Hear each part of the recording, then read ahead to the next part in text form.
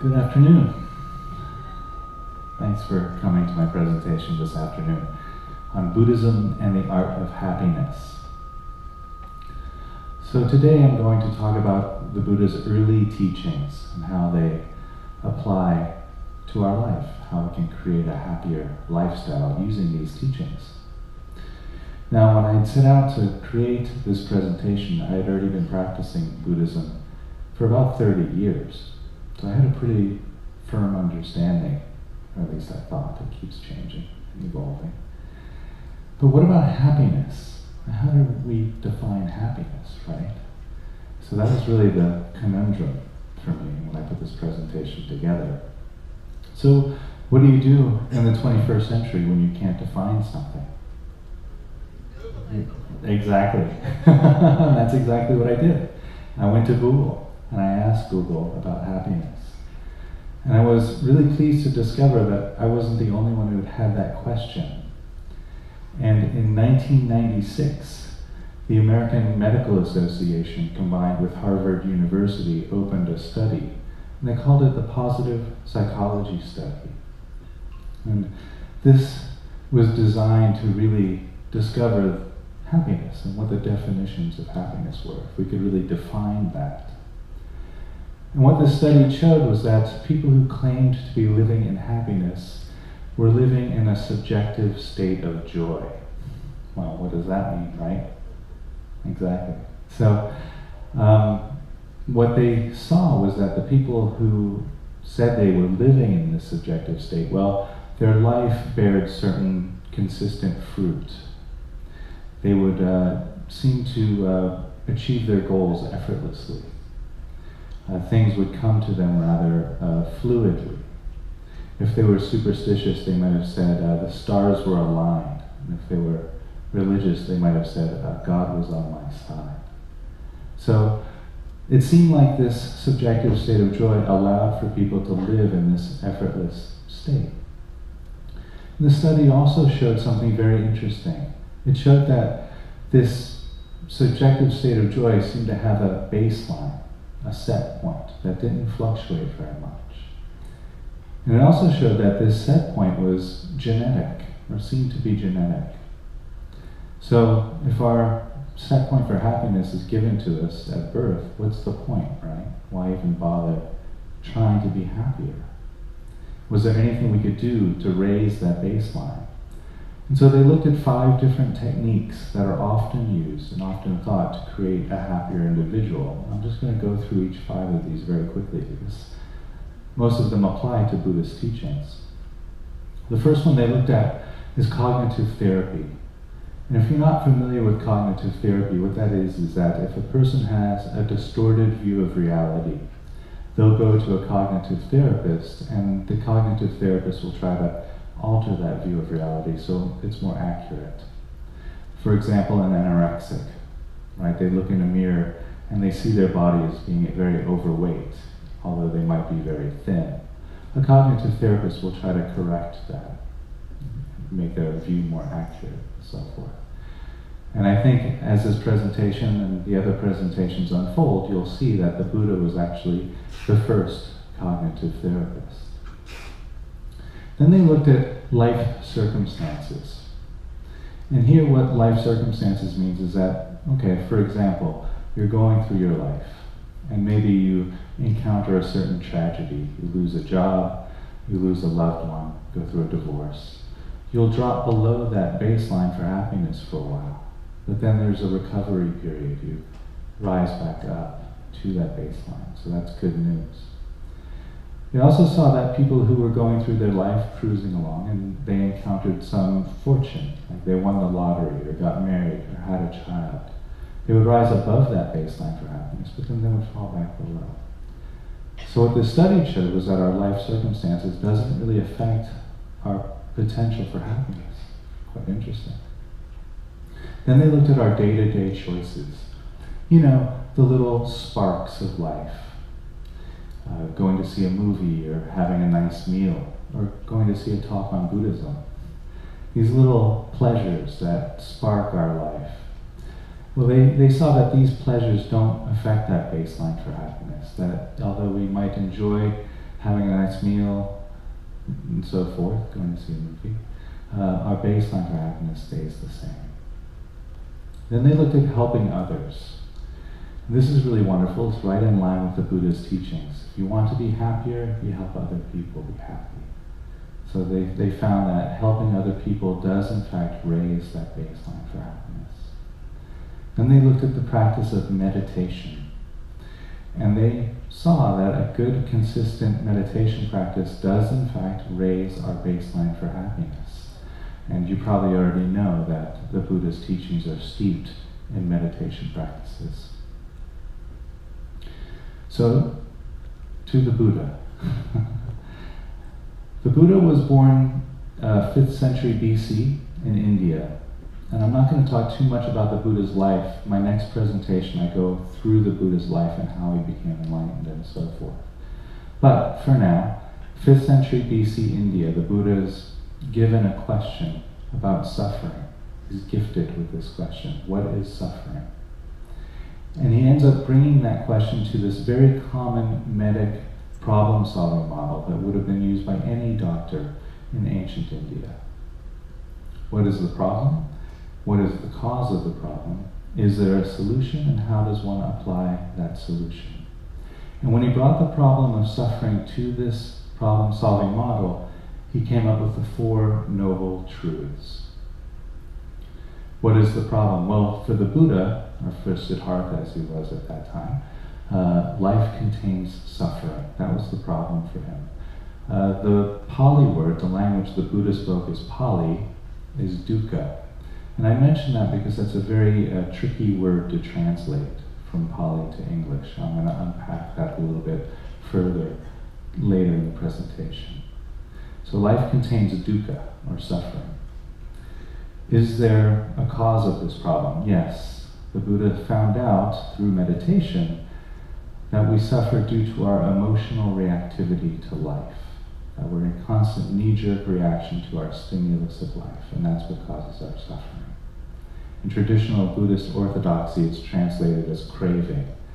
Craving for this not to happen, or craving for other things to happen. Still can be seen as an emotional reaction to life. The third, is there a way out of this? The Buddha said, yes, there is a way out of our suffering. We don't have to live in this way. We don't have to keep reacting emotionally to our life. And the 4th noble truth, the Marga, is the Eightfold path. The Buddha laid out 8 aspects of life where if we apply mindfulness to those aspects of life, we can experience a cessation of that craving. I'm just going to unpack that much deeper. So I'm going to look at the 4 noble truths as it is in a practice, the way we can bring this to our life. So the Buddha said, dukkha. And luckily for us, one of his students says, Buddha, what do you mean by dukkha? And he was very thorough. He said, dukkha is birth, dukkha is aging, dukkha is sickness, dukkha is death. Dukkha is not getting what one wants. Dukkha is getting what one doesn't want. Dukkha is being separated from those who are dear. And dukkha is being close to those who aren't dear. It's pretty thorough, right? So essentially, when you read it that way in the text, it's really, dukkha is life, right? It's a part of life. And that's really what the Buddha is pointing at here. It's a carrying call to embrace the whole pie, all of life, including the discomforts. It's said by some teachers that dukkha could be the discomfort of just an irritation of loud music that we don't like, to the searing pain of bone cancer. It's all covered. Any sort of irritation or pain is covered in that word dukkha. So, and we say that, right, in everyday parlance when we're talking to people. Oh, I didn't win the lottery. Oh, that's life, right? Not getting what one wants. Oh, I have the flu. Oh, that's life. Getting what one doesn't want, and so forth, right? So embracing all of life. We're so conditioned as human beings, when we're feeling discomfort, we think something is wrong, right? And we try to push that away. And the Buddha said, no, we want to end that habit, and that's how we end our suffering.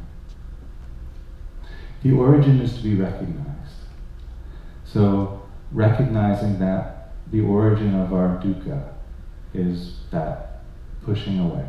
The origin of our suffering is we push away the irritations. The ceasing is to be beheld, recognizing what it feels like when we are in discomfort and we don't react emotionally. For example, if I'm driving down the road and somebody cuts me off, and I feel the anger arise in my body, but I don't yell. I don't, throw up the one finger that would be symbolic and some would think of were appropriate at that time, right? Or I don't punch the steering wheel, right? So it all comes up. I feel it in my body, but I don't react to that feeling.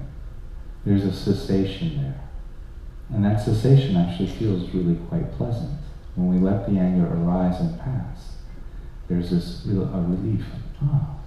There's a way I can now, I've broken the habit, and life becomes much more full of options like there. So that feels really good, that cessation. And because it feels really good, we naturally start to want to cultivate a life which allows that to happen more and more frequently.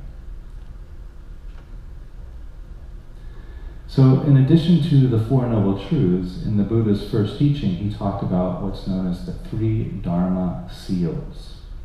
And those are the 3 marks of existence: impermanence, non-self, and nirvana. These are 3 aspects of existence that all beings share. We all have these in common. We're all impermanent. We're all a non-self, and I'm going to unpack that a little bit further. That sounds kind of esoteric right now, I realize. And we all have the capability of experiencing nirvana. And so I'm going to unpack all 3 of these. And the way I do this in this presentation is I talk through a meditation, the way I was taught in the monastery. So when you go on your tours to hopefully see some temples or monasteries, you might meet some monks and nuns there, and you might know what they went through in their trainings too. So here we go. And you can follow along. Maybe you can get a flavor for these 3 marks of existence.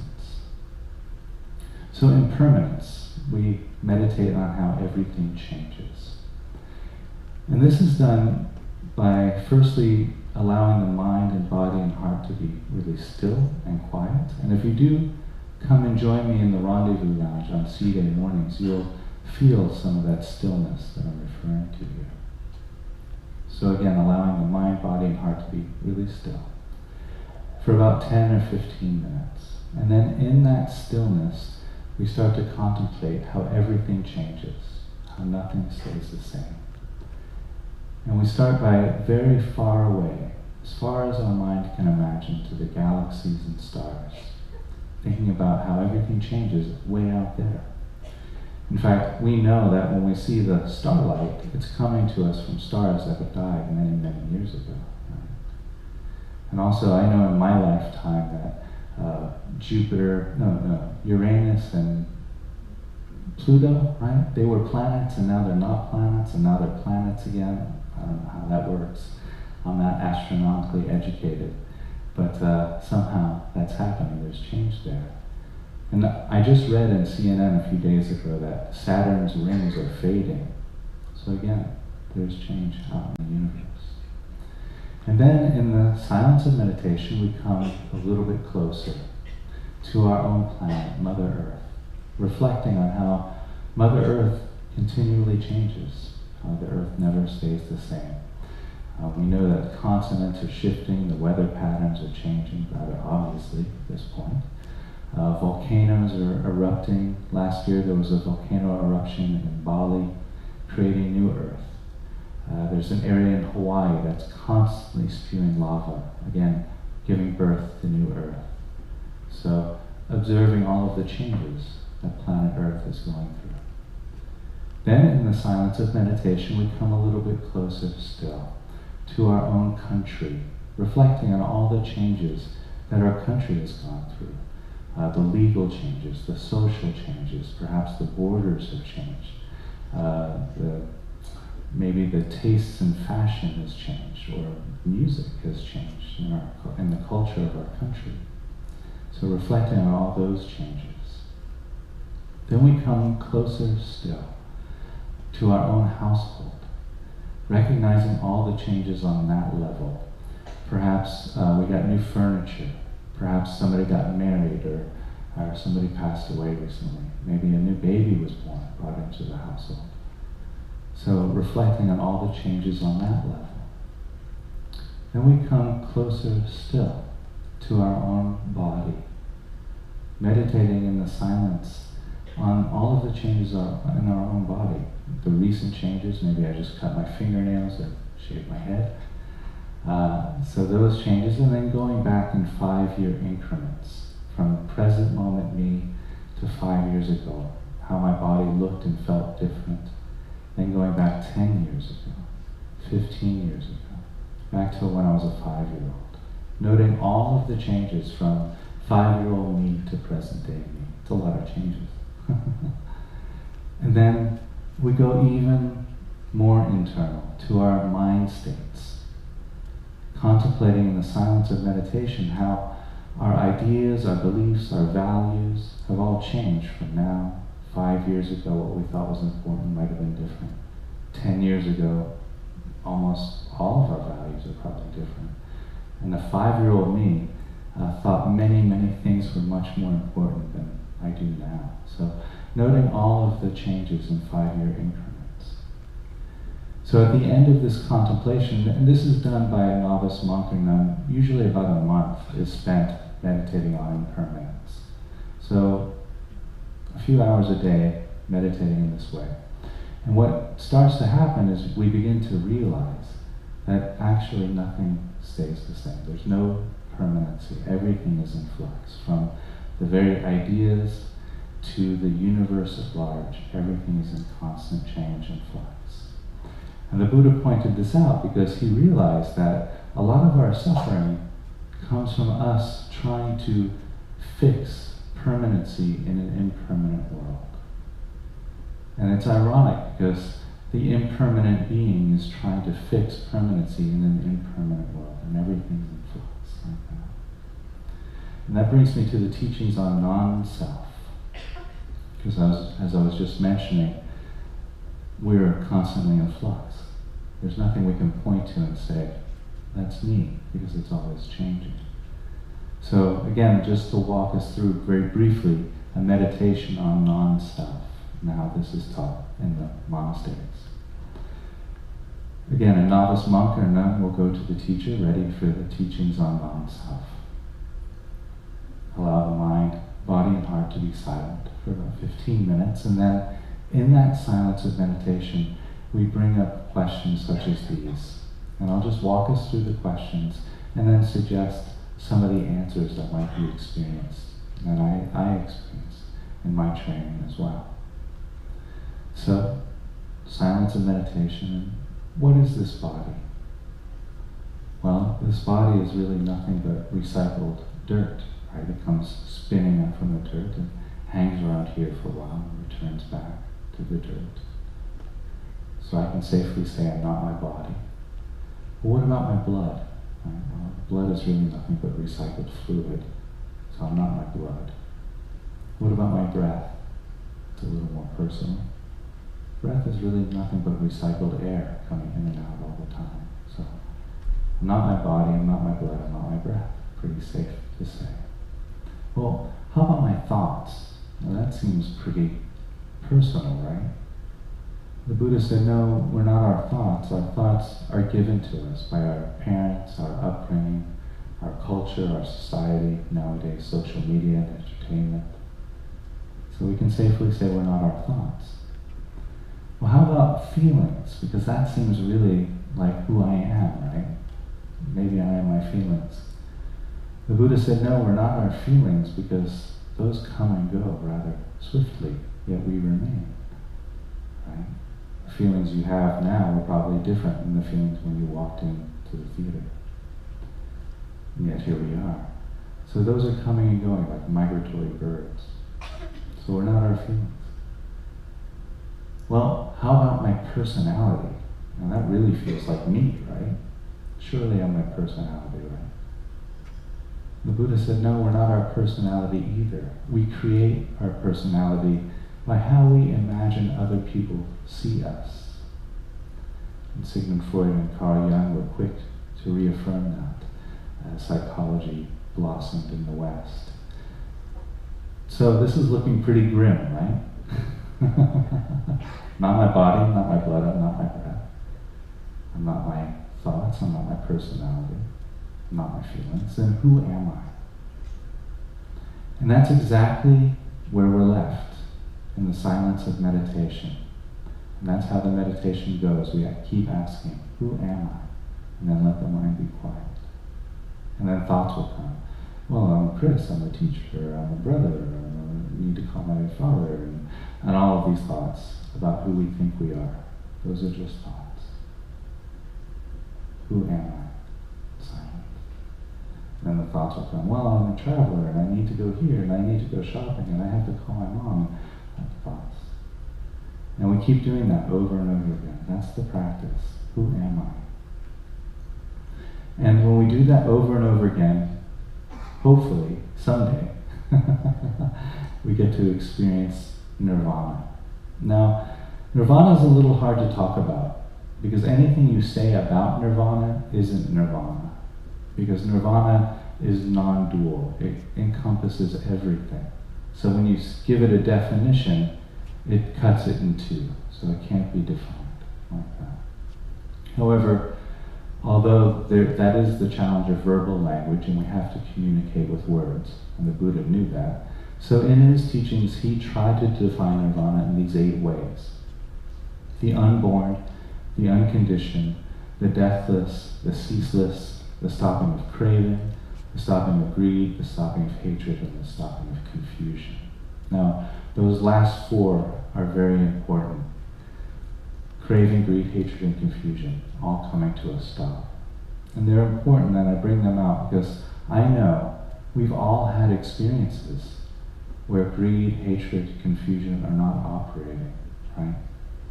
If you got up this morning and you were watching the sunrise, hearing the sound of the ocean, there's no greed, there's no hatred, there's no confusion, there's no craving there, right? Or perhaps you're listening to a beautiful symphony. Time seems to stand still for a moment. There's no greed or hatred or confusion in that moment.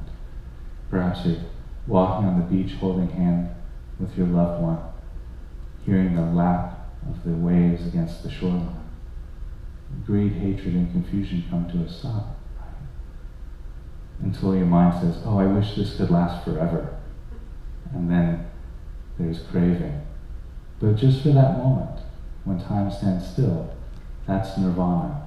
And it is available for all of us because we've all had those very small nirvanic experiences before.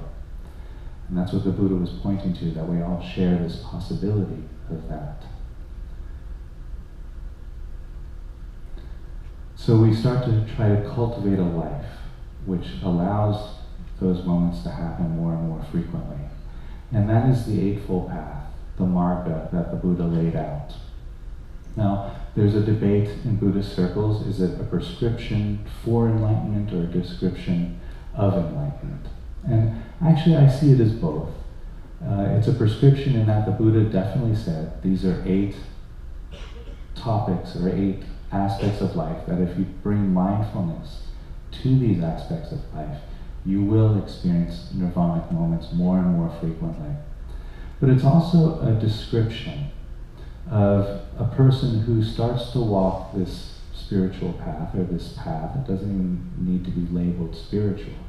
A person who starts to walk a meditative path, let's say, these 8 aspects of their life start to bear fruit in some really profound ways. I'm going to go through each of these 8 aspects. The ethics branch, the meditation branch, and the wisdom branch of the Eightfold Path. So the ethics branch, right speech, right action, and right livelihood. Now, the translation right is tricky. I present it here because that is Buddhist orthodoxy, and if you do go to any monasteries and talk to any of the teachers there, they'll know the word right and be able to talk to you through that word, right speech, right action, right livelihood. The reason why it's problematic, though, is because the Buddha never taught a right versus wrong in any of his teachings anywhere. He never said this is right and this is wrong. He taught mindful speech, mindful action, mindful livelihood, or skillful is a really good translation too. But he never preached a right versus wrong. So, right speech or mindful speech, this is done by bringing awareness or really listening to the sound of your voice while you're speaking. And you can do this today when you leave the theater. In your next conversation, just try it for a moment. Try to listen to the sound of your voice while you're talking, as if you were listening to somebody else speak. It creates this, it's mindful. It's a mindful way of speaking. And the fruits of that are generally truthful speech, harmonious speech, relevant speech, and kind speech. So it's nice, it bears some nice fruit generally. Now, in some traditions, right speech or mindful speech is taught to be truthful, relevant, kind, and harmonious, that we should speak in that way. But what that does is that creates a subtle form of repression. If we practice the fruits rather than the method, and I just bring that up because it's common to want to do that, where we read a spiritual text and we think, oh, I should live that way. But then we're creating a model to live by. The Buddha taught that we need to find our own truth. So that's why we bring mindfulness to our speech rather than trying to speak a certain way. Because if you're a diplomat, maybe kind speech isn't always appropriate, right? Or there are certain situations where speaking in a certain way isn't the most appropriate way. It doesn't serve the present moment. And the Buddha knew that. So, right action. And the Buddha, although he never taught right versus wrong, he did lay out 10 acts that human beings might embark on that don't help us grow or evolve. And he called those the unvirtuous acts. Killing, stealing, inappropriate sexual relations, lying, harsh speech, divisive speech, gossip, harboring ill will, envy, and wrong view. So, the way this is taught in the monastery, very quickly, I can't go through all 10 for the interest of time, but I'll just do the top one, killing, because that's rather interesting. So, novice monk or nun goes to a teacher, says, I'm ready to study the 10 non-virtuous acts. Allow the mind, body, and heart to settle, grow quiet, and then meditate on killing. Now that might seem kind of strange, right? You see this, orange-clad, very peaceful-looking woman or man in a meditative state, and they're meditating on killing. Well, what's that like? Well, if that student had maybe, killed a mosquito or a fly in their room before starting the practice, they might actually bring that into the practice. But to bring it into more contemporary terms, it's really to take the life out of anything. So if you're a business person, let's say, and you're in a business meeting and somebody presented an idea that had no merit for the business, so you had to take the life out of that idea, right? So that's also killing. Like that. So you could use that in this type of practice. Or perhaps you're in a relationship that no longer serves you. So you have to end that relationship. So that's another form of killing, taking the life out of something. And so you bring that into the practice. And what's done, why this is done, is that the taking the life out of something has a corresponding sensation in the mind, in the body, in the heart. So you learn to feel what that feels like before, during, and after the killing. So your body becomes a barometer for right action. So before you enter into taking the life out of somebody's idea, you feel it. You feel it before, you feel it during, and you feel it after, and you recognize it. And this is done because sometimes, let's say, to take the example of the business meeting again, perhaps you're in a business meeting and you're in a meeting with a fellow who's given 10 ideas already and they've all been terrible. So you're expecting the 11th idea to be just as bad, right? But maybe there's actually some merit there. So before you go to kill it, now you feel it in your body, in your mind, in your heart. You feel the sensations of killing. And so that's how right action is practiced. In the moment, present moment awareness, using the body as a barometer. Then we actually meditate on giving life, the opposite. Each of the non-virtuous acts has an opposite. So we meditate on giving life. I know many people who give life out of habit because they think it's the nice thing to do or the generous thing to do. But it's not always the appropriate thing to do, right? So in this practice, we learn what giving life feels like to an idea, to a relationship, to whatever it is that we give life to. We learn what that feels like so we can study it in our body. And before we go to give life to an idea that has no merit or to a relationship that's toxic, we can feel it in our body, in our mind, in our heart, and then make the appropriate decision. So that's the practice of right action. Right livelihood is really a soul-searching practice. We're taught to go through our life picking out the high points, the values in our life, and then trying to find a sense of livelihood or an occupation which goes along with those values. It's pretty straight ahead. The meditation branch of the Eightfold Path is the practice of cultivating attention. Attention is used in Buddhist practice to help us break our habituated patterns, to live life more in the present moment. Right effort, right mindfulness, and right concentration. So right effort, as it's applied to a meditation practice, it's really talking about creating a space in your home that's quiet. You're not going to be on the phone or checking the computer. Maybe having a special chair or a cushion to meditate in. If you're religious, having some religious artifacts, a book or a statue that you like to meditate with, and so forth. Seeking out a good teacher helps. Also joining a community with a similar practice or similar outlook. Learning a meditation technique also is very important. Right mindfulness, or mindful mindfulness. This is the actual practice of the meditation. And again, please do join me in the Rendezvous Lounge, and you can experience the practice of mindfulness firsthand. But just very briefly, what we do in this practice is we learn to observe the mind, body, and heart through the eyes of non-judgment. We learn not to judge our own mind, our own body, and our own heart in the silence of meditation. The non-judgment aspect is very important. And Krishnamurti, the great sage, once said, the highest form of intelligence is being able to see oneself through the eyes of non-judgment. And the deeper we can know ourselves with non-judgment, the more we can see others with non-judgment. So it's really a step towards world peace. Right concentration. This again pertaining to a meditation practice. The inherent ability that we all have to return to the present moment.